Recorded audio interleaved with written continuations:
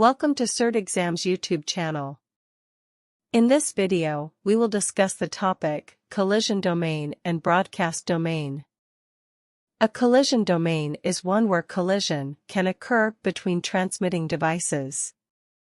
For example, a network hub with several workstations, PCs, attached to it forms a single collision domain. In other words, if you have two or more transmitting devices sharing a common medium like cable, air, etc., there can be collisions. Switches are different from the hubs.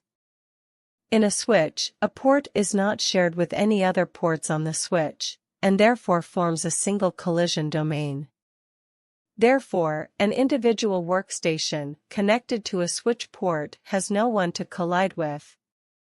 On the other hand, an individual workstation connected to a port on a hub shares the medium with all other ports on the hub, and therefore all hub ports form a single collision domain. In a switch, broadcasts are sent out to every port, and therefore switches are defined as a single broadcast domain.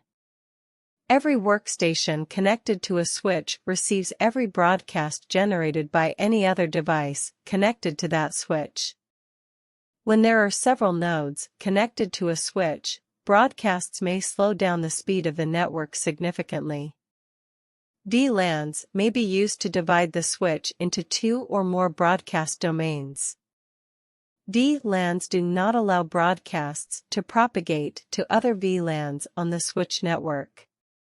For example, traffic generated in VLAN 1 can only be forwarded into devices connected to VLAN 1.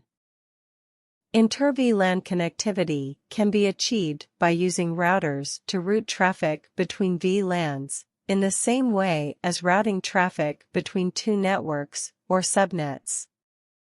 VLANs are configured with Layer 3 addressing IP and subnet mask scheme. The router acts as a border that broadcasts, by default, do not cross. When traffic is generated in one VLAN and needs to go into another VLAN, the router simply sees it as subnet to subnet traffic and routes it as configured. Thank you for watching. Do check out other videos on our channel.